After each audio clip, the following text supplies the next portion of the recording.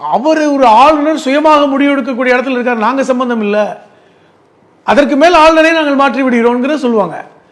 இப்போ அந்த இடத்துக்கு நகர்றாங்க. அப்போ இது என்ன அப்படின்னா, ஆளுநரை வைத்து பாஜக ஆளாத மாநிலங்களில் ஒரு பெரிய நெருக்கடியை கொடுக்கின்ற வேலையை செய்தது ஒன்றிய அரசு தான், ஒன்றிய பாஜக தான். ஆர்.என். ரவியா வந்து இதை முயற்சி பண்ணியிருப்பாரா? உங்களுக்கு நாகாலாந்தில் ஏற்கனவே வந்து பிரச்சனையில் வந்தவர் தான் இங்கே வந்தார். இப்போ அவருக்கு கொடுக்கப்பட்ட ஒரு அஜெண்டாவே ஸ்கிரிப்டே என்னன்னா, நீ தமிழ்நாடு அரசை டிஸ்டர்ப் பண்ணணும், தொந்தரவு பண்ணிக்கிட்டே இருக்கணும். அவருடைய உடல் மொழி, அவருடைய பேச்சு, அவருடைய ஸ்டேட்மெண்ட்டு, சட்டமன்றத்தில் அவர் நடந்து கொண்ட விதம் எல்லாமே தமிழ்நாடு அரசை தொந்தரவு பண்ணக்கூடிய ஒரு வேலை தான்.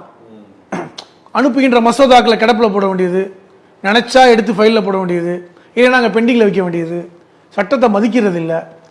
இப்போ இன்னைக்கு எல்லாத்துக்கும் ஒரு முடிவு இல்லை. இப்போ இனிமேல் நீங்கள் அப்படி செய்ய முடியாது. அப்போ இனிமேல் நீங்கள் இது போன்று செய்தால் மீண்டும் தமிழக அரசு உச்சநீதிமன்றம் போனால் அவங்க நிலைமை என்ன ஆகும்? உச்சநீதிமன்றமே முடிவெடுக்காதா? ஆளுநரை மாற்ற வேண்டும் என்று ஒன்றிய அரசுக்கு வந்து இன்ஸ்ட்ரக்ஷன் கொடுக்க மாட்டாங்களா? இவர் சரியில்லை, இவருக்கு வந்து ஆளுநர் பதவிக்கான அந்த அதனுடைய தார்மீக உரிமை இழந்து விட்டாரு, அவருக்கு அதனுடைய சட்டத்திட்டம் தெரியல, சட்டத்திட்டமே தெரியாத ஒருத்தர் நீங்க எப்படி ஆளுநர் நியமிச்சு வச்சிருக்கீங்கன்னு கேள்வி கேட்கல. இப்போ இது இன்னும் சங்கடத்தை கொடுக்கும் ஒன்றிய அரசுக்கு.